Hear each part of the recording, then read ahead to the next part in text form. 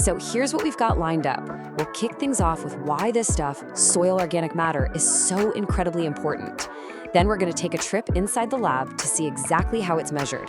And finally, we'll connect all that science back to something we can all understand, the food on our dinner table. All right, first things first, why are we so obsessed with what's in the ground? What is it that makes soil so much more than just, well, dirt? It really does seem like a basic question, right? But the answer gets to the very heart of how our entire planet functions. And believe it or not, the difference really comes down to one single crucial ingredient. And that ingredient is soil organic matter, or SOM, as you'll hear it called.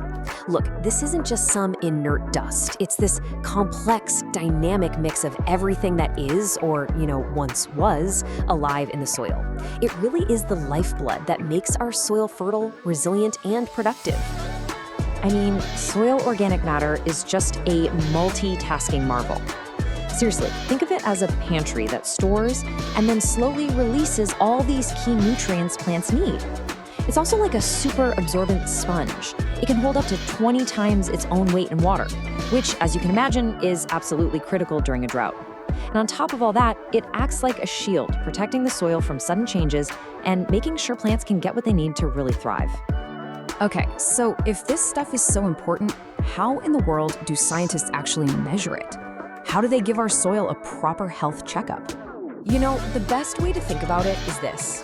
Soil testing is basically like a blood test, but for the Earth. It gives us this incredibly precise snapshot of everything that's happening just beneath the surface.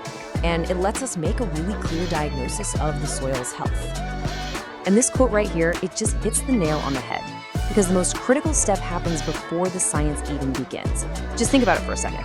A tiny little sample, we're talking a few grams, has to represent an entire field. That's millions of kilograms of soil. So yeah, getting that sample just right, it's everything.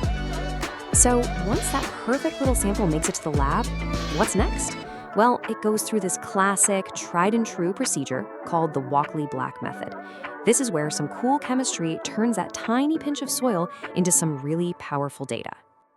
It's almost like a carefully choreographed chemical dance. First, they take a super precise 1-gram sample of the soil. Then they add this potent mix of chemicals that essentially, it digests all the organic carbon in the sample. They let that reaction just cook for about 30 minutes. Then they stop it and get ready for the final, most crucial step of all, the measurement. Right? This is where the science gets really visual and honestly a little bit dramatic. I mean, you can't just stare at some murky brown liquid and know the answer. You need a big, clear signal. The secret is to find what chemists call the endpoint. During this last step, they add another chemical, drop by painstaking drop, and the scientist is just waiting for that one single drop that makes the whole solution basically scream, "Stop, we're done, the reaction is finished." And it doesn't just whisper, it screams with color. The solution flashes, boom, from this deep, dark blue-violet to a brilliant, vibrant green. That sudden change, that's the signal. By measuring exactly how much of that final chemical it took to get that flash of green, scientists can perfectly calculate how much organic carbon was in the soil to begin with. Pretty cool, huh? So, the test is done, the green has flashed, the calculations are all made.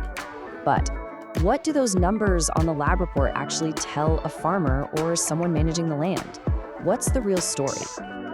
Well, after all that complex chemistry, it all boils down to one simple number, a percentage. The percent of organic carbon in that soil sample. It's like a simple, elegant grade for the soil's fertility. And these percentages get sorted into 3 pretty simple grades. Just think of it like a report card for the soil. Anything below 0.5%, that's rated as low. Between 0.5% and 0.75% is medium. And anything above that, that's high. That's the A+, the sign of really healthy, fertile soil. Now, for a farmer, the difference between a low and a high rating is absolutely huge. We're talking about the difference between soil that can't hold water and nutrients versus soil that's a rich, resilient sponge. It has a direct impact on how they irrigate, how much fertilizer they need to use, and really, how they're going to manage their land for years to come. So let's zoom back out for a second. Let's connect this very specific lab test to our everyday lives. Because this science, it definitely doesn't just stay in the lab or on the farm. And here's the bottom line. Soil health isn't just some abstract concept for scientists. It is the absolute foundation of our entire food system. The nutrition in the food that ends up on your plate, it starts right here with the health of the soil.